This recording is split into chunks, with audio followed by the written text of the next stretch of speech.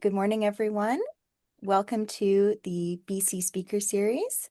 First, I'll just get started on a little bit of background on BC for those who may not know. So BC is the Center for Bee Ecology, Evolution, and Conservation at York University. We are an organized research unit, and if you'd like to learn more about us, you can please feel free to visit our website, yorku.ca/bees, or you can email me, the BC coordinator. Just a little bit of background. We are an initiative that strives to advance research in the fields of bee ecology, evolution, and conservation. And the general mission of BC is to foster interdisciplinary, innovative, collaborative, and cutting-edge research. This research is then used for the advancement of knowledge and the implementation of policy changes to help sustain pollinators globally. Our overall goal is to apply our collaborative efforts to the development of policies and environmental management for the long-term sustainability of bees and the vital ecosystem service they provide. If you'd like to get our monthly newsletter, you can subscribe to our listserv. So you can send an email to listserv@yorku.ca with the following in the command line, in the body of the email, subscribe bees, and then your first name and your last name. This will allow you to get our monthly newsletter as well as information about other events such as BeeCon. If you are a York University researcher or collaborator, this of course includes grad students as well, please visit our website to see if you are eligible to apply to be an associate of BC, and the pictures below are just a sample of some of our BC associates. Now, the BC Speaker Series, which is an event that we host, it takes place once a month, typically on the second or third Friday of the month, and always at 11 a.m. Eastern. You can register for the series on our website, and here we have our current semester's lineup. So right now, of course, we're in March, and we'll have one more speaker in April. A few logistics for today. We are using the Zoom platform, so only panelists can turn their camera and microphones on. We ask that you please use the Q&A box to pose questions to the speaker, and we will pose the questions back to the speaker at the end. I believe the chat box is disabled to avoid too many comments that may pop up and distract the speaker. And if you're experiencing any issues with the platform, you can either send a private message to myself, the host, or you can email bc@yorku.ca and I'll be able to help you. Just so everyone knows, this talk will be recorded and posted to our YouTube channel later on. So if for any reason you have to leave, you'll still be able to view the rest of the talk later on. You can also subscribe to our YouTube channel. We have several previous talks already available on our channel to view, and we also have talks posted from our other programs such as the BC Associate Speaker Series, as well as our annual conference BeeCon. Once subscribed, you'll be notified when a new video is posted.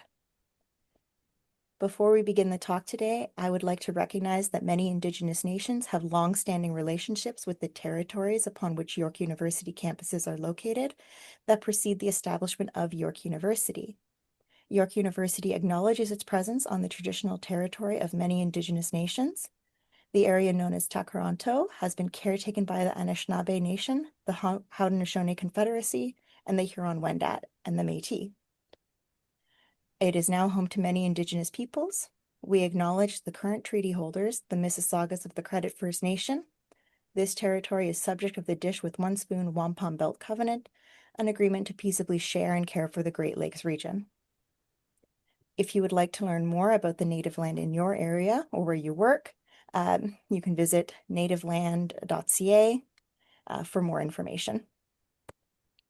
Now, our speaker today, Dr. Madeleine Ostwald, will be introduced to us by Sandra. So Sandra, please take it away. Hello. Yeah, very pleased to introduce Dr. Madeleine Ostwald. I've known her for many years and very happy to see that she now has a faculty position. She actually started her career in bees as an undergrad at Cornell. She worked with Tom Seeley there on honeybees and then moved on to Arizona where she worked with Jennifer Fuel and near and dear to my heart on the large carpenter bees. And she moved in from behavior to more facultative social behavior and nesting biology of those bees. Very cool work there. And then she did a postdoc in Santa Barbara, looking at more functional traits and conservation questions and doing some cool stuff with museums and a wide variety of bees, and is incredibly successful there. And so now she has her own research team at Queen Mary University, London, And yeah, so I think she'll be talking more about her later work. But yeah, I've been a fan for a long time, so I'm very pleased to have her here. And so yeah, welcome, and yeah, look forward to it. Thank you so much. Great, thank you so much for the intro and thank you for having me. Happy to be here. Let's see. Okay, seeing my screen okay? All good. Everything looks great. Okay, great. Yeah. Okay, thanks again for having me. Happy to be here to tell you, like Sandra said, a little bit more about some of my more recent work for my postdoc at UC Santa Barbara and some of the work that I'm continuing on in my new faculty role here at Queen Mary. So a lot of this work is kind of computational, ecological, and specimen-based research, looking at wild bees very broadly and in the context of climate change. So I'm a sort of a functional ecologist in some senses. So that means I'm very interested in this relationship between an organism's form and its ability to function or perform in different environments and under different environmental conditions, particularly climate change being one of my interests. And the idea being that if we can kind of understand this relationship better, we'll be able to predict how different groups will respond to changes in climate. Of course, like I said, I work with wild bees, which are, of course, very important pollinators, but they're very sensitive to changes in temperature. So they're small-bodied ectotherms, which means that they can gain and lose heat very rapidly to the environment. So they might be very vulnerable to climate change. So the idea here would be to identify the traits or the forms of bees that make them more or less resilient to this climate variation. And bees are, of course, a really excellent system for asking these questions because they're so diverse. So they represent as many as 25,000 species and come in this really kind of stunning array of different morphologies. So they vary, for example, more than 30-fold in body size across species. They have all these very different body forms, colors, surface characteristics like hair and other things. And it's likely that this morphological diversity is what's allowed them in part to thrive in very different climates across all major terrestrial biomes worldwide. But then to be able to measure and predict the temperature responses across each of these 25,000 different species is totally unrealistic. We're never going to be able to do that. So what might be more useful would be to look for some kind of generalizable relationships between morphology, an organism's form, and their thermal biology. So using kind of a functional trait-based approach. So this can give us some insights into how bee communities might look in the future. But then to kind of make these predictions about future climates, we need to look into the past a little bit. So natural history collections provide these really excellent archives of morphology and biodiversity through time and across geographic regions. So these can give us kind of historic baselines for morphology. They can allow us to look at change over time and to understand how various bee species might have adapted to these diverse climate conditions. And this is a really kind of exciting time to be working with natural history collections because they're kind of undergoing this sort of revolution in digitization, making their collections openly available online. So where previously you'd have to kind of travel to all these different museums, pull out drawers and collect data on these different specimens, we're now kind of seeing the potential for some really huge kind of global data sets.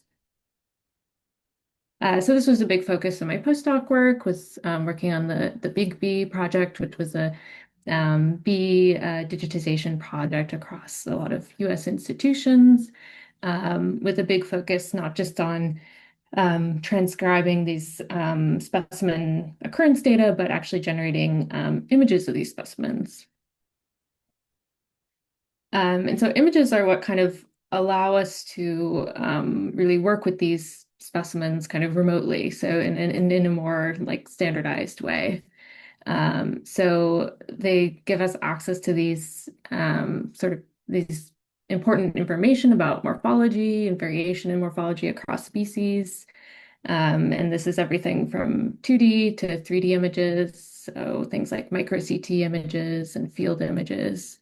And essentially, these images are giving us these really kind of rich and high dimensional data sources for all kinds of functional and biodiversity data. But then the challenge is when we have these hundreds and thousands of images is to actually be able to extract meaningful data from those images at scale. So this is a lot of my previous and kind of ongoing work is focused on scaling our interpretation of image data, and especially using some techniques in AI using computer vision.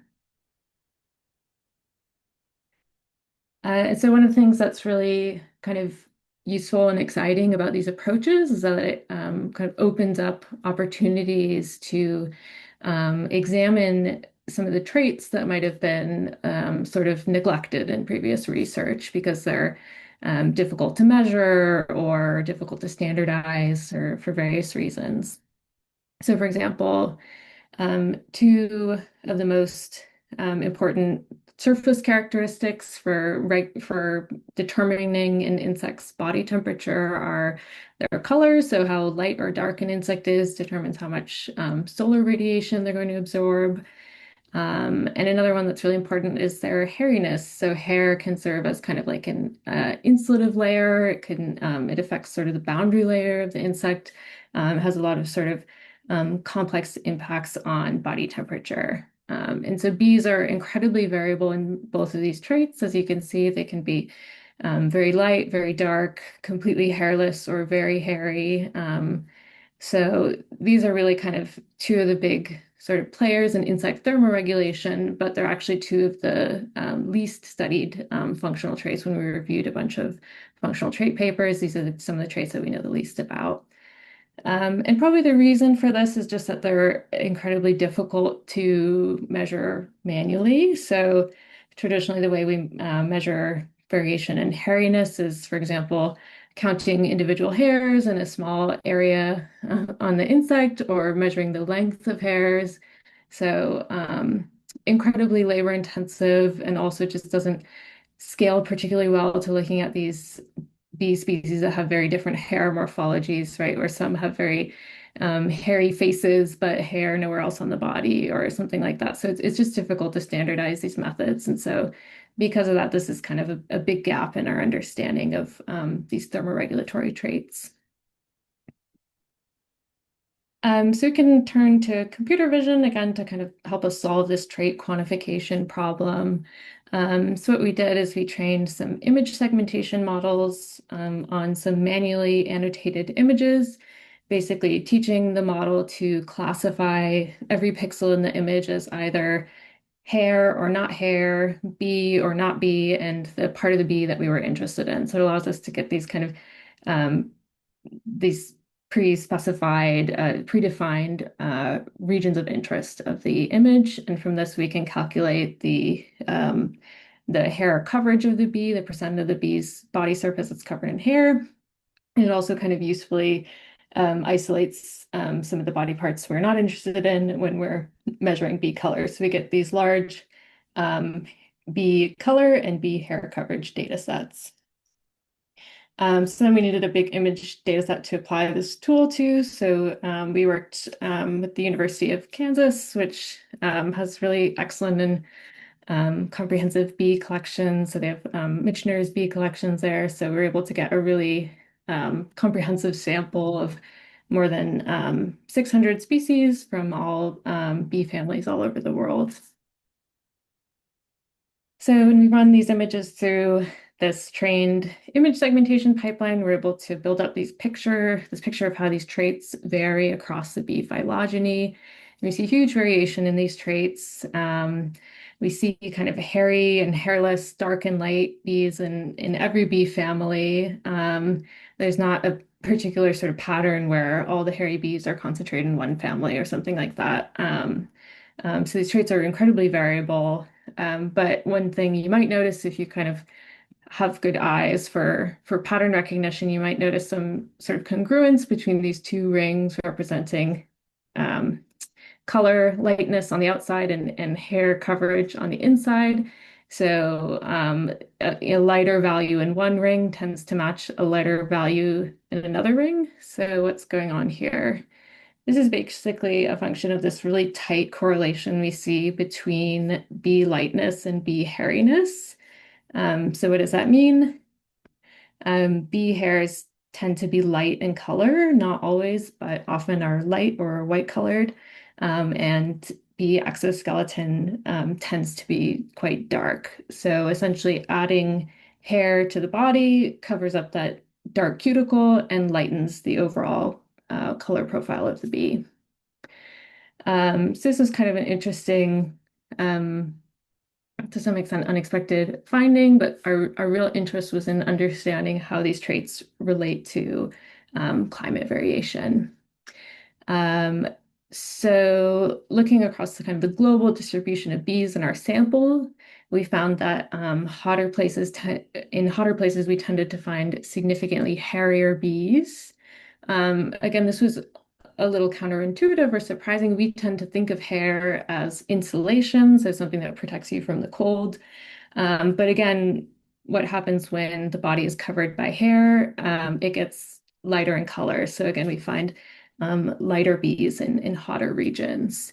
So we think that's actually what's driving these patterns, that these light-colored hairs are serving a photoprotective function and preventing bees from overheating. So this is consistent with the thermal melanism hypothesis or Bogart's rule, this idea that cooler environments select for darker individuals, which are then able to warm up faster and reach the necessary body temperatures for flight. We also found this interesting trend where color lightness tended to decrease with precipitation. This aligns with something called Gloger's rule, this idea that we tend to find darker individuals in wetter environments. This one is a little less, the mechanism for this is a little more contentious or unclear. One possibility is that more vegetated regions, wetter regions offer more refuge from solar radiation, so that could be the connection, but there's all kinds of other interesting hypotheses like the role of melanin and immunity and things like that. So then we can look at kind of the broader biogeographic variation in these traits, and we find that deserts are kind of hotspots for bees that are light in color and hairy. So these are 12 sort of randomly selected images of bees from deserts and 12 randomly selected bees from anywhere else. And the average kind of bee globally is typically not too hairy and pretty dark, but in deserts we see a lot of these light-colored hairy bees. And this is something taxonomists have been kind of saying for a while, that we get a lot of light hairy bees in deserts, but this is the first kind of quantitative global evidence of this. And again, it kind of points to this functional role for these light-colored hairs as an adaptation to heat and aridity. This is something we also see in desert plants, which are also covered in these light hairs or trichomes, and also in these desert ants covered in these silvery light hairs. But essentially, these findings made us kind of rethink some of our assumptions about the functional role of hairs in climate adaptation for bees.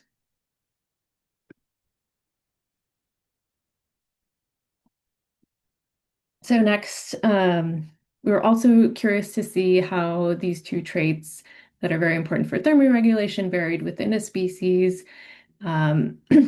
and how that might be related to body temperature. Fortunately, here on or there on UC Santa Barbara campus, we had a population of longhorn bees, Melissodes timberlakei, Tepidus timberlakei, that showed this really strong variation in hair coverage within a species. So much so, originally I thought these were two different male morphs, but these are actually, or perhaps two different species, but these are the same species, where we see some individuals are quite a bit lighter and hairier, and some are, again, darker and more hairless.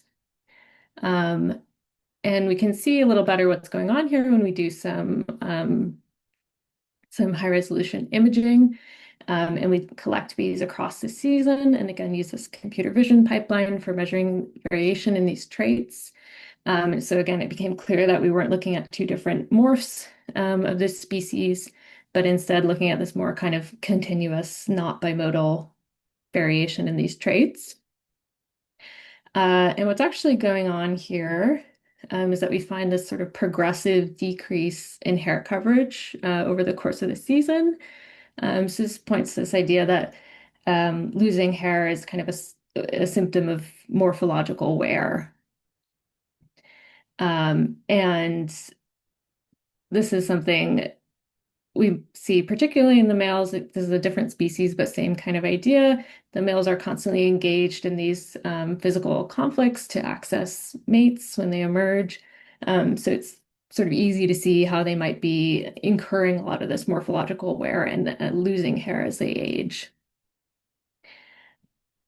So again, we wanted to know how variation in hairiness impacts body temperature. So the kind of classic way to do this is to measure passive heating and cooling of these bees using sort of freshly euthanized bees. So in that way, we're controlling for any of the active heating and cooling mechanisms that these bees have. So they're no longer generating metabolic heat like they would when they're alive. Instead, we're just looking at kind of the pure baseline physical processes of heat gain and heat loss. So how fast do these bodies absorb and lose heat with respect to variation in hairiness? And so what we found is that hair actually did not significantly predict heating or cooling rate as we expected. Instead, age was a significant predictor of these cooling and heating rates. Again, bees are losing hair as they age, but when we hold hair constant, age is the significant predictor of this variation. So this suggests there are some other kind of age-related changes that could be driving this effect independent of losing hair. This could be something like changes in body composition, so losing body water or muscle or fat through aging, perhaps changes in cuticle thickness. So this is something we're interested to kind of follow up on. So we'll be using micro CT imaging to get at some of these potential changes in body composition. And then ultimately, to really understand how these morphological traits influence climate responses, we need to actually move out into the field and measure these responses in living systems. But again, a lot like these morphological measurements, behavioral observations are just incredibly labor intensive. So again, computer vision offers us a lot of tools for monitoring behavior to really increase the sort of scale of behavioral data that we can collect and analyze. So that's what we're going to be working on this spring in a different population of longhorn bees here in the UK. So trying to relate activity and behavior to temperature in the field using some of these high resolution behavioral data sets.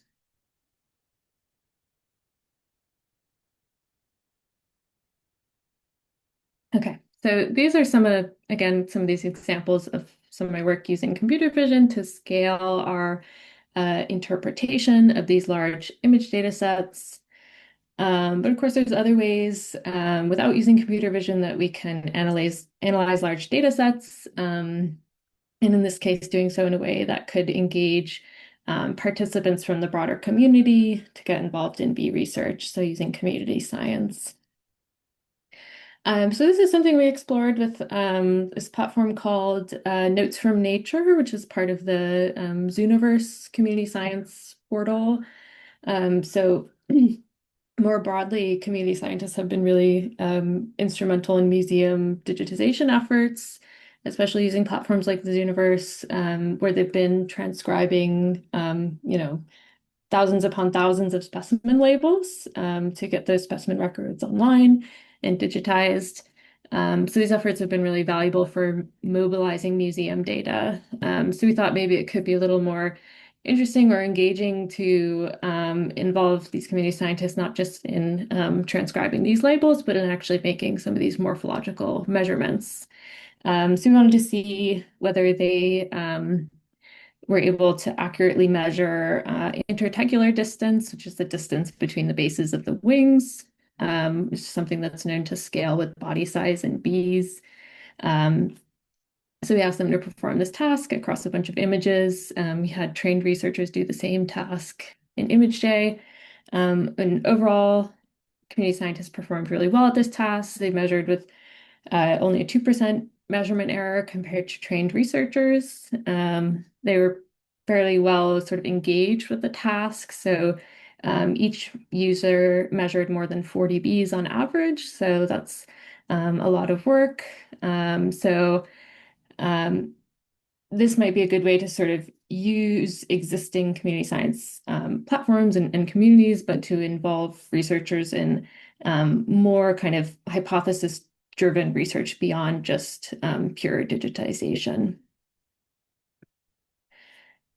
So then going forward, using these data, we want to use these data to ask some questions about body size variation in bees at larger scales. So in particular, we want to test this hypothesis that bee body size is shaped by temperature. In particular, there's this idea that body size declines are considered a potential universal response to warming. So this is something that's been observed in other taxa, but the effects in bees are a little less clear. But the idea is that at warmer temperatures, development happens faster. And so that faster, shorter development leads to smaller terminal adult body sizes. But actually observing these changes over time is very complex due to variation and other factors such as land use and variation across species. So we need a really large data set to be able to rigorously ask this question. So we sampled around 8,000 specimens from across California, going back over the past century, spanning all 6 bee families in North America. And we use these community science measurements to look for associations between climate and size. And so this is ongoing. Unfortunately, I hoped I would have finished this analysis in time for the talk today. So I'm showing you an old slide with only half the data, and take this all with a big grain of salt. But so far, I can say that we're seeing some interesting variation in these size effects across time with respect to variation across genera between males and females, and also disentangling some of these interesting effects of climate and land use on size. So not really a complete answer yet. So sorry, this is a teaser, but if anyone is going to IUSSI this summer, I'll have more to share then. So again, those are a couple of methods we've been using to kind of scale our analysis of these really exciting large image data sets. But another big focus of my work is not just using images to get more data, but then to increase the kind of the quality or resolution of the data we're able to get from specimens. So one example of that is moving from kind of 2-dimensional to 3-dimensional representations of morphology. So we do that through things like I said, micro CT scanning, but also using photogrammetry, which is essentially taking a series of photos from a bunch of different angles around the specimen and stitching them together to build a 3D model of the specimen.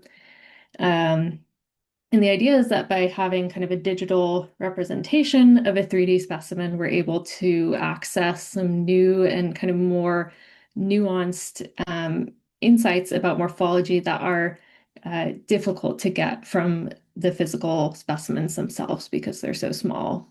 So I'll give an example of this from our recent work. So one sort of context for using these 3D models is in biophysical modeling, and specifically heat budget modeling. So this is basically a way to quantify how bees gain and lose heat at different temperatures. So I'm going to kind of gloss over this a bit for the sake of time, but essentially these models help us to quantify how and why insect body temperature changes, which is very complex, but ultimately kind of boils down a lot to the surface area of the insect. So if you have more surface area relative to your body volume, you're exchanging, you have more area over which to exchange heat with the environment. So you could be exchanging heat more rapidly. So this is kind of the basic principle, but then how do we measure the surface area of a bee? So if you can imagine a small bee specimen, getting the surface area of that small and very complex individual is a really difficult task. So traditionally to do that, the way we've done that has been to make some major kind of assumptions. So basically assuming a bee is no more than a collection of geometric forms. So just kind of a sphere and a couple cylinders put together with no legs or wings. So of course this is practical and working within the constraints of what we can measure, but of course this massively oversimplifies morphology. So these digital specimens might put these more empirical measures of surface area finally within reach, so we don't need to rely on these assumptions.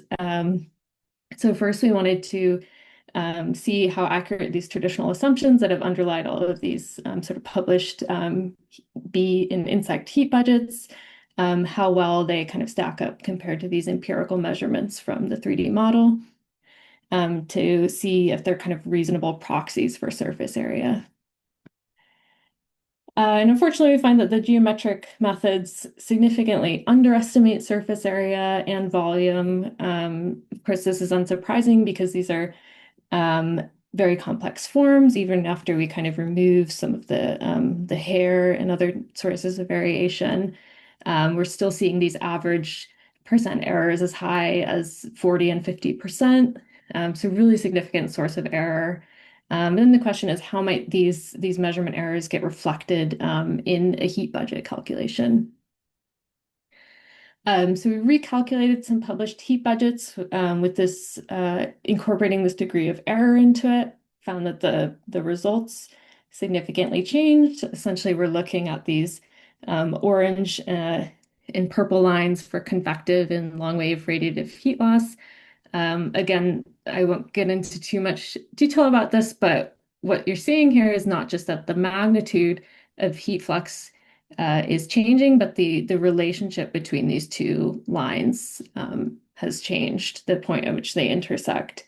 So what that's telling us is that it's changing the sort of relative importance of different heat gain and loss pathways at different temperatures. So ultimately, the point being that oversimplifying morphology can fundamentally change our understanding of these thermal processes.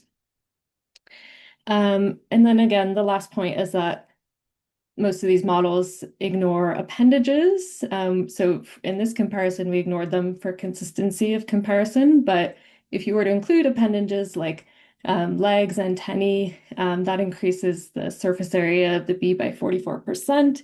So it's a major unaccounted for surface for heat exchange.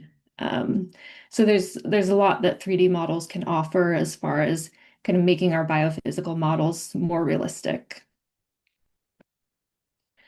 So next, we're going to be extending the work with these 3D models to try to understand how 3D body morphology is shaped by climate at global scales. So as we kind of expect, we tend to find these more elongated bee forms in the tropics, whereas high latitude regions are dominated by these more kind of robust bees like bumblebees, and this might have something to do again with the role of surface area to volume ratio in regulating heat exchange. So over a large surface area like this for a very small bee, they're able to very rapidly lose heat in hot climates versus a more kind of robust bumblebee can maintain some of that thermal inertia in these very cold environments.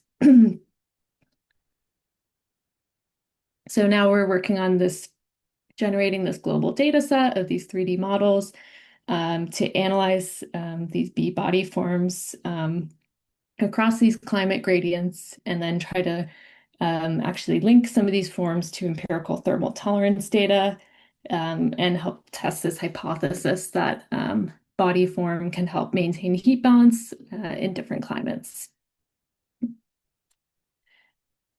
Okay, and then lastly, another sort of area where we can use these image data sets and new analysis tools to increase data resolution is when we're analyzing bee wings, which is a focus of some of my recent work.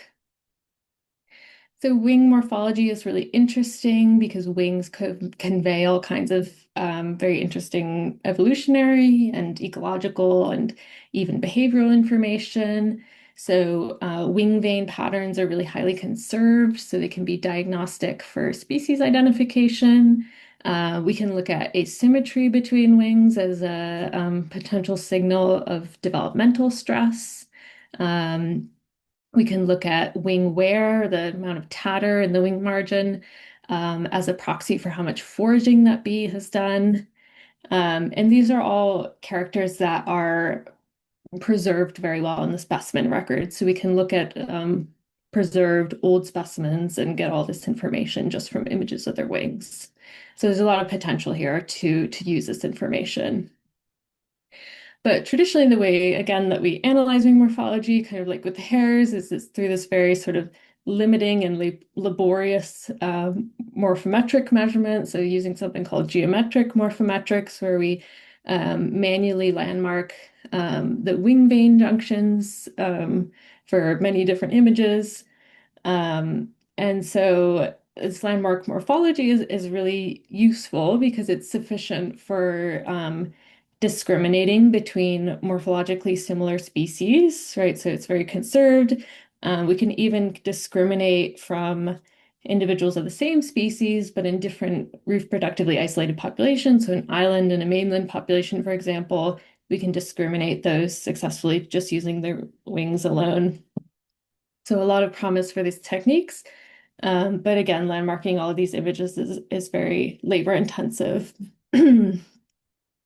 But then again, not only that, by reducing the the complexity of these wing veins to just a handful of landmarks, we're losing a lot of the potentially informative and interesting morphological information across this entire shape. So the challenge is, again, to move toward automation, remove some of that labor-intensive work, but also to move towards methods that retain some of that very rich and potentially important shape information.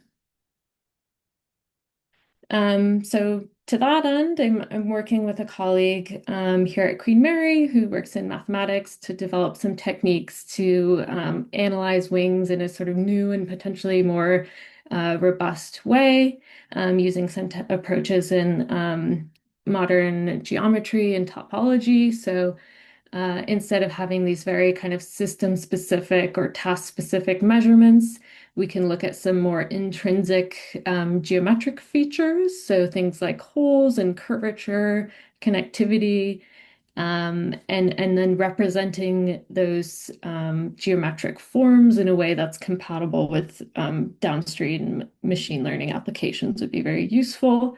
And then also would allow us to make some more interesting comparisons across taxa potentially, or just rather than generating a series of very bespoke bee measurement tools, maybe we could work towards something that could be useful for image analysis more broadly across taxa. So the end goal is some of these to work towards more integrated kind of workflows that would give us some real-time information on bee health in living populations. So again, looking at things like wing asymmetry, wing wear as a proxy for foraging effort, and perhaps even automating species identification.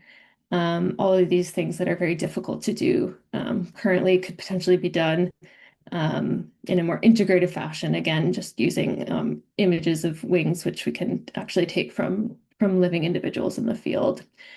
So that could give us some more kind of actionable data in real time so that we could potentially access some kind of early warning signs of population distress and intervene to benefit vulnerable populations. And then just to wrap up, a big kind of focus of my work is not just scaling data analysis, but maybe thinking about ways we can kind of scale our collaborations or the ways that we share data. So a lot of my work is focused on developing some of these open source trait data sets and image data sets and image analysis pipelines for bee ecology research. So here's a few examples of projects I'm working on in this area. And this, I think, is the really great thing about working with digitized natural history collections is that kind of collectively we can all benefit from these really exciting global data sets that previously were kind of scattered and not very accessible to most people. So this might help bridge some of the distance between researchers working far apart. So I'm always happy to chat more about some of these projects and the opportunities that they kind of give rise to for a collaboration. So that's all I have. Thank you so much for listening. I've totally lost my voice at the end, but would be happy to take any questions.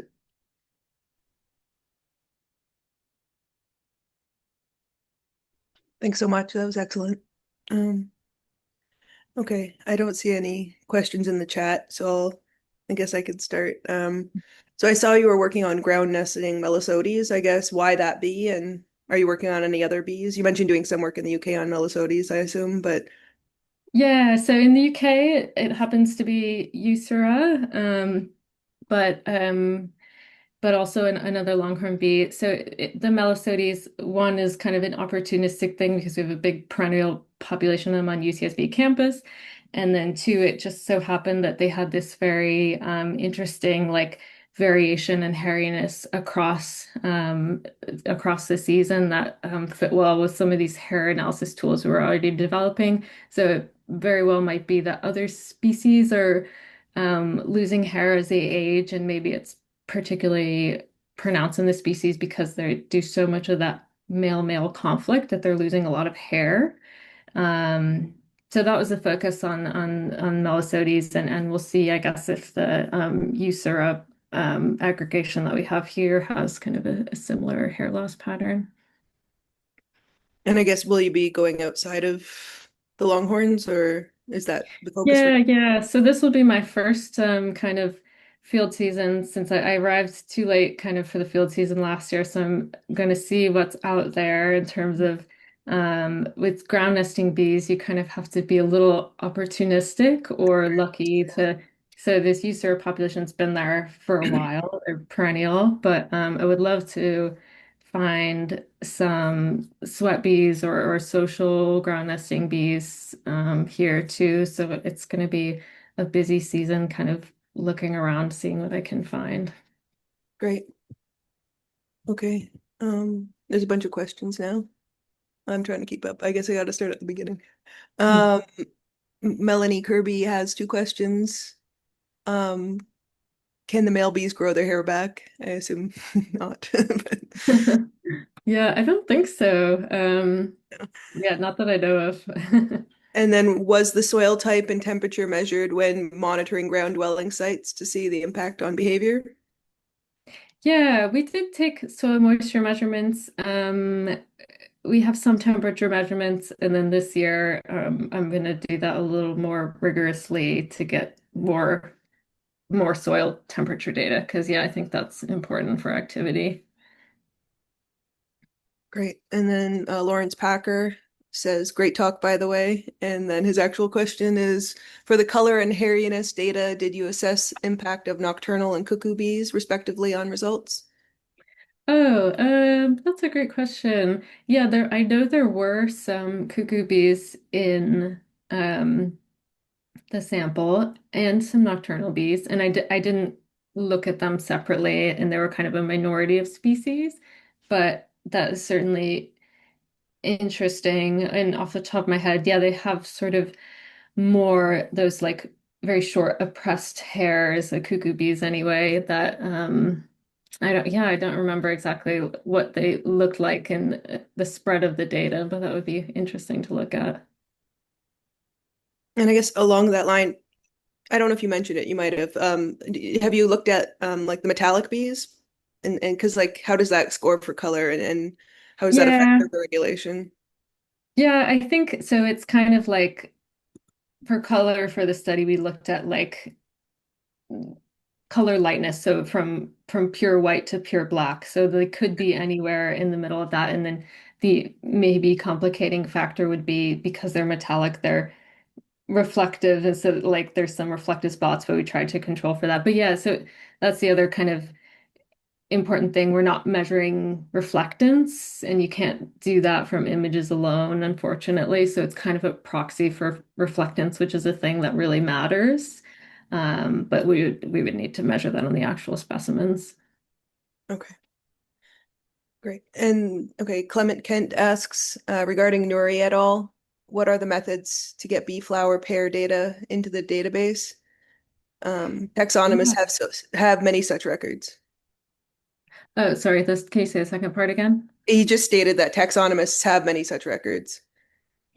Yeah. Oh yeah, so this is just a curation. This paper just came out a couple days ago and you can look it up, but it's a curation of GLOBE data, so global biotic interactions data. So Mm. this sources data from, yeah, a lot of the taxonomists records and a lot of museum records and iNaturalist data into just a huge data set that we've sort of curated and compiled for bees specifically. So I guess, is that a standard database? Because I know we don't necessarily contribute to that. Is it pulling aggregate or do researchers have to actively contribute to that database? Yeah, researchers would have to actively it pulls like from my naturals, for example, but then we had to like as a large part of this encourage some museums like Kansas to digitize those records and upload them to Globee. It's kind of like a living this is like a living database and this is a snapshot of it, but certainly would encourage people to check it out if they have that kind of data to contribute to Globee. And then this Nori et al. Publication is kind of a workflow for cleaning and extracting that data so it's usable for bee researchers. Yeah, maybe we could add a link to that alongside your YouTube Yeah, because that'd be great. we have a lot of data like that. We've never contributed. So I assume Yeah. that the data could be, I think that's probably what Clement's alluding to. You probably only have like 2% of the available data on there, you know? Um, Yeah, yeah. And it's still so like it's tons, I forget how many records, but it's tons of data. And to think that it is like the tip of the iceberg yeah. is yeah, it would be a really great thing for people to contribute more to. All right. Well, yeah, we'll get you that link and make sure it goes. Because yeah, I've been around, but I know there's so many databases, right? So yeah, that's Yeah. great to know. Great Yeah. question, Clement. Thank you for making that known. All right. And Natalie Doe asks, hi, do you think the pollen oil collection would reduce heat loss on the last pair of legs? Maybe that's why they're omitted from the traditional model. And great presentation. Oh, okay. So, is the question, maybe you can clarify, like Yeah. the carrying the load Mhm. makes it harder to fly, or is the question of it's obstructing a part of that surface area? If the former, yeah, there definitely is evidence that um, I think it was like no, I don't want to say it because I'll get it wrong, but there's a great paper about this that about how much it raises the bee's body temperature for every milligram of pollen that they're carrying. So that's definitely important. truly they're just the legs are omitted from the traditional heat budgets because how do you model a leg? It's like a bunch of different cylinders put together that so Yeah, they so, just ignore it. so I think both things are true then, yeah. Yeah. And like a lot of bees, I guess. Well, some bees carry pollen on the body, but anyway, let's not get Yeah. into that. But yeah. Mhm. All right. Um, and there's an anonymous question. Great presentation. Can you make any conclusive inferences with these data sets as to the adaptive nature of thermoregulative traits like hair length or in color? If not, could you combine these data sets with other sources? Yeah. So hair length. So we look specifically at hair coverage as kind of like the axis of hairiness that we were kind of interested in. We didn't measure hair length. And when people have measured hair length, like in bumblebees, for example, that tends to respond more kind of predictably the way you'd expect if you think of hair as insulation. So longer haired bumblebees in higher latitude regions. So but the coverage of the hair is probably similar across those species, right? Those like bumblebees are pretty much all covered in hair. So it's looking at two different axes of variation that I think are responsible for different things. So like hair coverage, I think is more important, this photoprotective function of hair. So being covered with more white hairs just makes you absorb less solar radiation, whereas hair length is maybe it increases the boundary layer of hair. So yeah, hair is like just this very complex thing that we've distilled into one variable that responds in one way, but all these other things like density and hair morphology, hairs can be like branched or not branched and dense or and like you can have multiple different types of hair on a single bee. So yeah, again, it's like the tip of the iceberg with a very complex trait where yeah, it would be interesting to think how we could combine that data to get a more holistic view of what hair is doing. Yeah, yeah, it's lots to do there for sure. And I guess, well, have you've considered phylogeny, but what about biogeography in terms of Yeah. historical? Yeah, so we looked just at biomes, and the big thing that popped out from that was deserts being significantly different from every other biome, and the rest of the biomes being pretty similar to each other for these two traits. Okay, all right. We have a bunch more questions. I don't know if we can get them all. Yeah, so, okay, great talk. Interesting to hear that age was significant predictor of passive heating and cooling rates. I wanted to ask, how did you determine the age of these wild bees? Yeah, that's a good question, and I'm saying age, but I really it's collection date, so it's just assuming that their collection date is somewhat related to their age because they do emerge in a pretty restricted period of time at the beginning of the season, and then we collect them for their 2 months that they're active. So it is kind of age is an assumption here based on their collection date, and it's really hard to know their age without knowing when they emerged. Lawrence again says, for analyses including size, how did you treat social bees, workers, queens separately? Some are so different in size, they were originally described as separate species. Yeah, that's a great question. So again, this is the data set that I've am working on right now. So none of it is the final word on it. Um, I think so. We've only measured workers, but Mhm. with the caveat that we can't always know exactly who's a worker. So we've tried to only measure workers, but for a lot of these, like social sweat bees, that will maybe include some queens. So yeah, we haven't really addressed that. Most of the species we're looking at are solitary, and yeah, what I'm thinking now is that the best way to approach this is going to be like knowing that there are these more complex groups like Bombus, where we're going to have so much size variation within a species that they might need to be treated separately. And I'm still thinking about how to do that. So it will be interesting to see if those groups with more size variation do end up having these very different relationships to climate and land use than some of the kind of easier solitary species. So I would be happy to take any suggestions for how to do that because that's what I'm thinking about right now. We've done it for bombus. I mean, for the halictids, bombus is pretty obvious. You can use some kind of size threshold, I think. But Hmm. yeah, halictids are, fun but the worst. And so, um, for those, we rely on dissection data. Hmm. Hmm. So I don't know if that's feasible, but if there are ambiguous cases or interesting cases, you can rehydrate actually an ethanol pin material and sometimes recover ovaries. But we could talk about that if you're interested. Oh, But cool. it's Yeah. pretty tedious. That wouldn't scale as your machine learning stuff would. But if you really want to know, you can figure it out usually.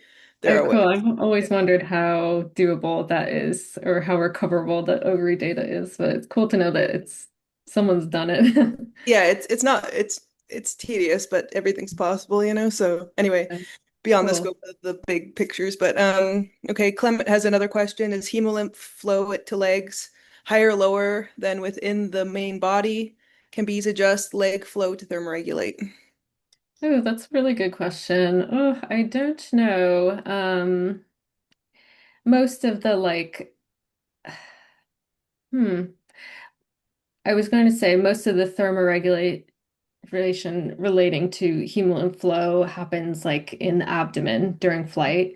But but with the caveat that again, I think we just don't really measure it in the legs, so maybe we don't know, and maybe it is kind of this under appreciated source um of yeah heat exchange and the wings as well, for example, have hemolymph in them less certainly than the body and the legs, but another surface that it could be losing heat from. So that's a great question.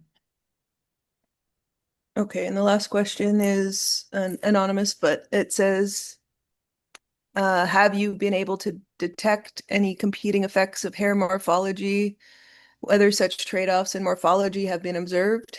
Hair loss by age, wear versus possible positive selection for hairiness under stressful climate regimes.